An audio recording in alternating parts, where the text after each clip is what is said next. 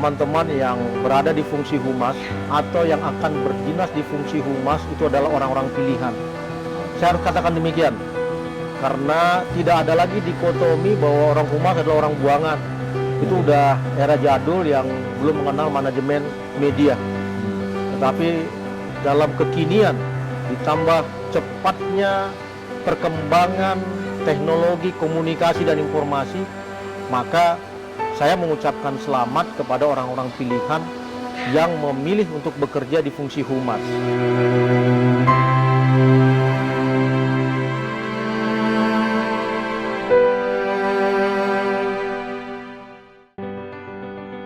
Hari ini saya akan bertemu dengan Komisaris Besar Sinto Silitonga, Kabid Humas Polda Banten.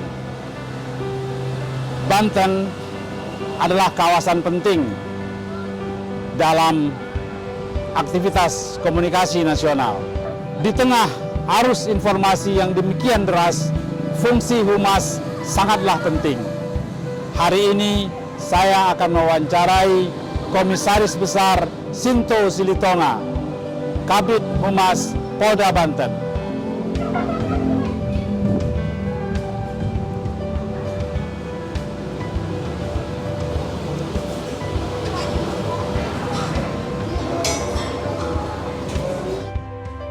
Oke, Bang Sinto. Ya, pertama saya mengucapkan selamat atas kenaikan pangkatnya, Bang Sinto. Terima kasih, Bang. Ya, sebetulnya begini, Bang Sinto. Jadi di antara masyarakat sendiri, juga di antara para anggota kepolisian, apa sih yang terbayang sama mereka tentang humas? Yang mungkin masih terbayang zaman dulu humas itu kayak apa posisinya, dan sekarang betapa pentingnya. Jadi kita mulai dengan Bang Sinto bercerita tentang apa sebetulnya yang dilakukan oleh humas di Polda Banten. Silakan, Bang. Ya, kita menyadari bahwa sekarang kan kita memasuki era digital 4.0. Ya. Masyarakat dalam genggaman tangannya disajikan ratusan bahkan ribuan informasi setiap hari. Ya. Maka tugas dari humas, baik yang ada di Polda Banten maupun di Polres-Polres jajaran, sesungguhnya adalah tertantang untuk bagaimana bisa menjangkau pelayanan informasi publik hingga ke gadget-gadget orang per orang itu. Dan kerangka bekerja dari humas ini adalah disebut dengan manajemen media. Jadi kita harus bisa memilah mana media, mana informasi yang memang layak untuk ditampilkan ke masyarakat. Dan karena sumber informasinya adalah Polda Banten atau unsur kepolisian, maka tingkat kepercayaannya pun sangat tinggi. Sehingga dengan semakin banyaknya informasi yang tersebar kepada masyarakat, sesungguhnya kita sudah memainkan peran manajemen media Humas Polda Banten untuk menyebarkan informasi positif, kegiatan kepolisian dan terpercaya kepada masyarakat itu sendiri. Nah, inilah challenge kita dari fungsi Humas Polda Banten dan jajaran yang memang harus kita kelola. Seperti itu. Ya. Bisa diberikan contoh alur kerja yang berlangsung di Humas Polda Banten, misalnya pada kasus buruh kemarin misalnya, Bang. Bagaimana alurnya itu, Bang? Awalnya bagaimana? Ya, sesungguhnya setiap hari kita selalu disampaikan informasi tentang kegiatan rutin Bapak Kapolda, juga Bapak Wakapolda. Nah, bagi kami di tingkat Humas Polda Banten, maka ketika kegiatan Kapolda dan Wakapolda, kami menempatkan beliau-beliau sebagai newsmaker utama dari yang harus kita liput di Humas Polda Banten. Dan kami juga menekankan kepada para Humas Polres jajaran untuk bisa menempatkan Kapolres dan Wakapolres mereka sebagai newsmaker utama di tingkat Polres. Nah, dalam konteks kita melakukan liputan, maka kita harus memilih angle-angle terbaik, tidak hanya dari segi sudut pandang tulisan, tetapi juga sudut pandang hasil foto. Dan kegiatan Kapolda dan Wakapolda atau newsmaker ini juga harus tampil dalam dokumentasi video yang menarik. Nah, sehingga itulah yang kita bisa kemas, paduan antara narasi, konten foto, dan video menjadi sebuah produk atau beberapa produk yang siap saji sebagai informasi publik kepada masyarakat.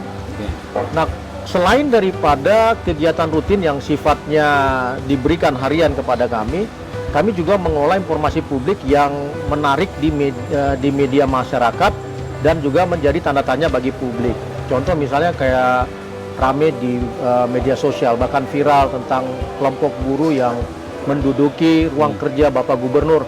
Maka kami harus menyajikan bahwa kami responsif terhadap pelaporan dari Bapak Gubernur, dan setelah responsif dengan scientific investigation, maka kami juga empati dengan memberikan penangguhan penahanan dan pengelolaan pemberitaan lainnya yang memang dalam segmen kami harus berada pada posisi positif bagi Polda Banten itu sendiri.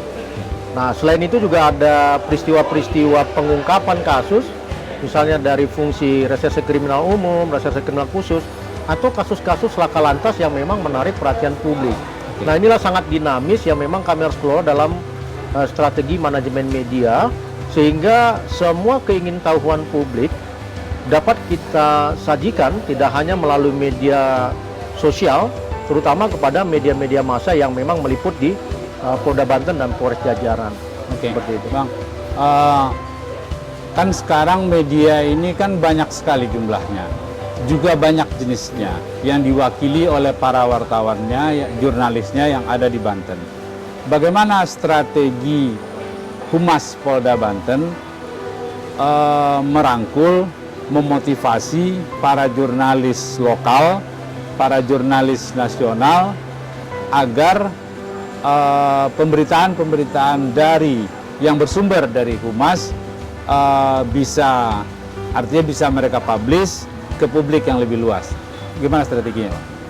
Ya, ini pertanyaan yang sangat menarik ya, dan ini berdasarkan perjalanan pembelajaran saya 4 bulan 5 bulan yang lalu, sejak Agustus menjabat. Saya masuk ke Humas Polda Banten langsung di-invite dalam 15 grup WhatsApp kelompok-kelompok media. Nah, otomatis jumlah media, karena satu grup WhatsApp itu ada 50 bahkan sampai 150, saya langsung memprediksi ada 1000 media yang saya tanda kutip harus menjadi calon mitra saya sebagai pejabat baru. Dan tentu saja kami akhirnya berada pada fungsi untuk memilah mana media yang betul dapat menjadi mitra kami dan harus kami utamakan dalam membangun diskusi. Nah, kalau untuk pembinaan itu sendiri, sebagai motivasi kami melakukan media gathering tiap bulan. Dalam media gathering itu berusaha untuk bisa seakrab mungkin, tidak hanya makan, minum, tetapi juga bersenda gurau atau bahkan kita hiburan seperti itu ya. Pada prinsipnya ini sebuah rutinitas yang mereka juga akhirnya berada pada channel yang sama, nuansa kebatinan yang sama dengan kami. Itu udah sangat membantu sekali bagi kami dalam mendeliver informasi publik. Seperti itu. Bang Sinto, berapa lama Bang Sinto membangun sampai pada satu titik Bang Sinto merasa ya ini sudah klik nih, gitu. Berapa lama prosesnya? Ini pertanyaan yang bagi saya sebenarnya dapur saya juga. Saya memahami manajemen media dengan 2 kaki utama yang disebut dengan media itu sendiri. Yang pertama adalah media massa. Di situ ada TV, ada koran, ada media cyber atau online. Dan kemudian satu lagi kakinya adalah media sosial. Dalam 4 bulan atau 5 bulan saya berkompetisi di fungsi Humas, masih pada posisi di pemberitaan media-media massa. Dan cara kami adalah seperti yang kami sampaikan tadi. Di luar itu, kepada teman-teman media mainstream, tentu saja kami membangun komunikasi dengan ngopi bareng, atau istilahnya Bapak Kapolda, Komander Wisnya adalah ngopi wae. Jadi dengan istilahnya ngopi wae, kami akhirnya mendapatkan rangsangan-rangsangan tentang mana yang menjadi isu, baik di tingkat lokal maupun di tingkat nasional, dan bagaimana mengelola isu menjadi agenda setting yang baik di Polda Banten. Kami dapat bahkan dari teman-teman peliput di media-media mainstream dalam ngopi wae itu. Kami juga berkunjung ke rumahnya untuk bisa berkomunikasi, itu juga sudah berjalan. tantangan terbesar kami di 2022 adalah bagaimana menggelorakan program Ayo Bermedsos Ria yang memang sudah saya canangkan sejak saya menjabat sebagai Kabid Humas. Nah, maka kami harus banyak belajar. Kami harus melek dengan operasionalisasi minimal 5 platform media sosial. Mulai dari Facebook, Instagram, Twitter, YouTube, dan TikTok. Sehingga pendeliveran atau pengiriman informasi publik dengan konten-konten menarik yang dibuat oleh tim kreator Humas Polda Banten dan jajaran betul-betul dapat diterima oleh netizen, warganet yang ada di yang mengikuti dan menjadi followers di platform-platform media sosial kami. Nah itu Bang. Bang Sinto, dari yang Bang Sinto jelaskan tadi, saya punya kesan bahwa memang demikian pentingnya mengelola informasi ini. Nah, mungkin Bang Sinto bisa ceritakan bagaimana ketika baru berdinas di Banten, kemudian dapat arahan dari Bapak Kapolda Banten, seperti apa dan kenapa demikian pentingnya mengelola informasi ini dan begitu concernnya nampaknya yang Pak Sinto lakukan. Ya, kami percaya dengan filosofi kuno bahwa penguasa informasi adalah pemenang. Dan saat ini kita tambahkan dengan penguasa informasi dan yang paling masif dalam menyebarkan informasi terpercaya. Tentu saja akan menjadi pemenang di era digital 4.0. Kami mempunyai pimpinan yang progresif, memberikan kepercayaan dan kedewasaan tinggi dengan trigger-trigger strategi yang kami juga belajar untuk bisa secepat mungkin memahami. Dengan komunikasi yang aktif bersama Bapak Kapolda, Bapak Wakapolda, kami sampaikan program kerja kami dengan prioritas bahwa Polda Banten ini sudah banyak berbuat untuk masyarakat, sudah bertindak siang malam dalam memerangi COVID, menanggulangi pandemik. Tetapi yang terpenting bagi fungsi humas bahwa kegiatan-kegiatan positif kepolisian Polda Banten dan jajaran harus sampai ke masyarakat, baik secara penggunaan media massa atau dengan penggunaan sarana media sosial. Nah, inilah tantangan yang menurut kami dimotivasi dan direspon oleh Bapak Kapolda dengan memberikan dukungan-dukungan luar biasa kepada kami, bahkan juga dalam setiap paparan di ANEF kami diberikan waktu, dan Bapak Kapolda juga kembali men-stressing point dan memerintahkan kepada Satker Satwil untuk melakukan apa yang menjadi saran dari setiap ANEF yang kami berikan. Itu dukungan yang luar biasa buat kami dari seorang pimpinan, seperti itu Pak. Bang Sinto, secara tim, seberapa orangkah timnya Bang Sinto di kehumasan Polda Banten, dan kemudian bagaimana Bang Sinto bisa mendapatkan orang-orang yang relevan dengan kebutuhan Humas Polda Banten, Bang? Ya, bicara salah satu aspek organisasi yaitu sumber daya manusia, kami diserahkan 35 personil ketika itu. Dan ketika kita awal menjabat di bidang media massa, kami berkomunikasi dengan 9 orang, hanya 9 orang saja. Dan yang kami lakukan pertama disebut dengan OH atau Organizational Health, memastikan bahwa dalam sub unit kerja itu apakah orang-orangnya sehat. Sehat tidak hanya kepada fisik ya, tetapi dia sehat dengan mempunyai pemahaman apakah dia memang qualified pada bidang tugasnya. Contoh kalau yang 9 orang bidang penmas, maka mereka harus paham bagaimana memilah judul, bagaimana membangun alinea demi alinea dalam sebuah rilis, kemudian bagaimana menampilkan foto yang mempunyai nilai jual tinggi karena foto itu hidup, dikombinasikan menjadi rilis resmi Polda Banten untuk di-share. Kami harus sering turun, kami harus sering diskusi dengan mereka. Dan untuk meminta tambahan, kami memang sudah ajukan dan beberapa diantaranya memang sudah diakomodir oleh Bapak Kapolda dan Bapak Kapolda. Tetapi untuk mencari manusia yang perfect, artinya memang dia sudah dari sarjana ilmu komunikasi, pernah bertugas mungkin di media, itu kan sangat sulit sekali. Jadi kata kunci manajemen adalah how to empower our men di tengah mereka memang basicnya tidak seluas dari yang diharapkan. Tetapi ketika kita mampu meningkatkan kemampuan atau kompetensi mereka, sebenarnya pembelajaran itu menjadi sesuatu pengalaman yang luar biasa. Tidak aja bagi mereka, tapi juga bagi saya kan, tentu saja gitu kan ya. Nah, kemudian untuk yang media sosial, lagi-lagi kita tidak mendapatkan orang yang misalnya tamatan dari konten kreator, desain grafis dari mungkin kursus 3 bulan atau dari universitas lainnya gitu. Yang kita dapatkan adalah bintara 7 bulan dididik, kemudian masuk ke fungsi humas, kita kasih tahu tugas pokoknya, kita ajari secara otodidak bagaimana membangun konten-konten kreatif. Baik dengan diskusi kepada senior-senior YouTuber atau juga berdiskusi dengan menggunakan open source dari media internet itu sendiri. Ya ini alhamdulillah memang dalam 4 bulan, 5 bulan sejak kami menjabat, suasana di media sosial mulai hingar-bingar lagi.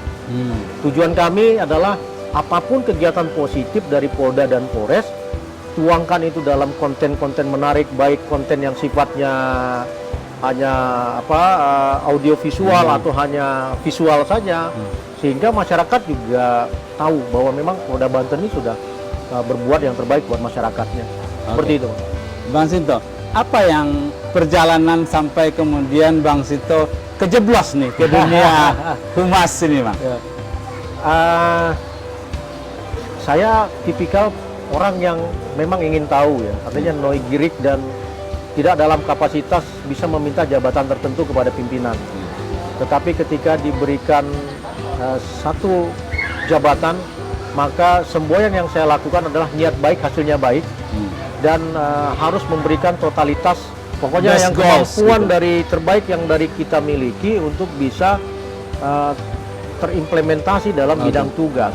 Maka kita harus berani belajar ya, karena ini kan bidang baru, karena saya juga 22 tahun di reserse, switch menjadi orang humas, maka saya harus belajar lagi gitu. Dan setelah kita belajar, meningkatkan kemampuan kita juga harus mau capek untuk bisa berkomunikasi dengan teman-teman.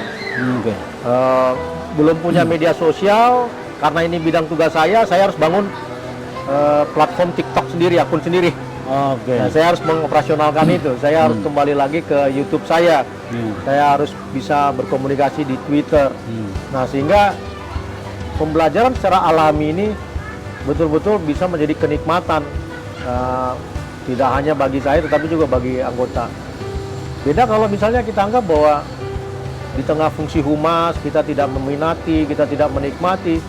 Yang ada ialah nanti kemampuan kita menjadi berkurang karena kita menganggap bahwa pekerjaan ini bukan pekerjaan yang menyenangkan buat kita gitu. Akhirnya sakit ya seperti itu ya. Jadi nggak ada kata-kata demikian di saya. Ketika pimpinan memberikan satu kepercayaan, saya harus total di sana. Nah, itu saja yang membawa saya sehingga terjun di dunia humas ini menjadi sebuah kegembiraan luar biasa buat saya dalam berkarya. Bang Sinto, terakhir, apa pesan Bang Sinto kepada rekan-rekan Bang Sinto atau kepada junior Bang Sinto yang pada suatu hari mungkin ditugaskan di kehumasan, apakah di level Polres, apakah di level Polda, ya kan? Bagaimana mereka, rekan-rekan Bang Sinto dan junior Bang Sinto ini menyikapinya, dan apa tuh shortcut belajar cepatnya, Bang Sinto? Ini bocoran nih. Yang pertama, saya selalu memotivasi bahwa teman-teman yang berada di fungsi humas atau yang akan berdinas di fungsi humas itu adalah orang-orang pilihan. Saya harus katakan demikian, karena tidak ada lagi dikotomi bahwa orang humas adalah orang buangan. Itu udah era jadul yang belum mengenal manajemen media. Tetapi dalam kekinian ditambah cepatnya perkembangan teknologi komunikasi dan informasi, Maka saya mengucapkan selamat kepada orang-orang pilihan yang memilih untuk bekerja di fungsi humas. Nah, apalagi dengan perkap terbaru, fungsi humas ini tidak lagi menjadi fungsi staffing, tetapi sudah menjadi fungsi operasional. Oke. Sejak Karena kapan kita- itu? Sejak 2019. Oke. Nah, ketika kita sudah berada dalam fungsi operasional, maka kita ini sudah sama dengan fungsi operasional seperti reserse, intel, lalu lintas, sabara.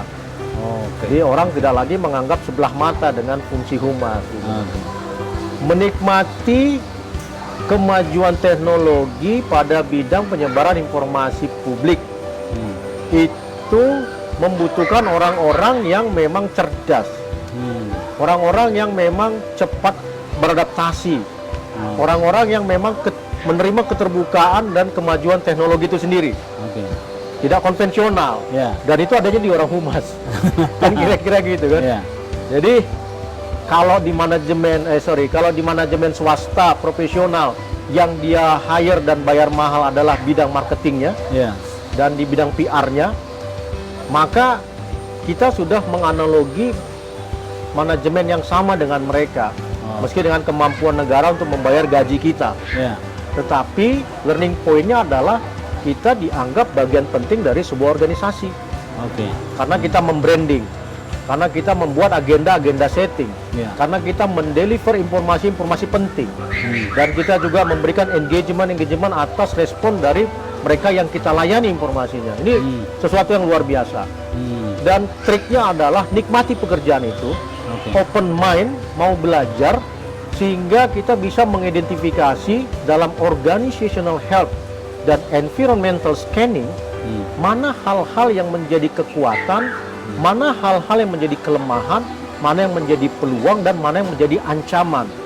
Fungsikan diri sebagai manajer, berdayakan SWOT ini demi kebaikan tugas dan demi organisasi yang kita branding dan yang kita sedang kelola untuk deliver informasi publiknya secara positif kepada masyarakat. Itu kata kuncinya. Oke, Bang Sinto, terima kasih banyak Terima kasih banyak Bang. atas Ya Bang Ison. penjelasannya. Oke, baru saja kita berbincang dengan Bang Sinto Silitonga, Kabid Humas Polda Banten. Ada beberapa hal yang memberi spirit buat kita bahwa fungsi humas di jajaran Polri adalah fungsi operasional, bukan lagi staffing. Jadi perbincangan kita dengan Bapak Sinto Silitonga, Kabid Humas Polda Banten adalah sesuatu yang memberi motivasi kepada kita, kepada para aparat keamanan anggota Polri di seluruh Indonesia. Ayo kita rebut dan kita kuasai informasi. Assalamualaikum warahmatullahi wabarakatuh.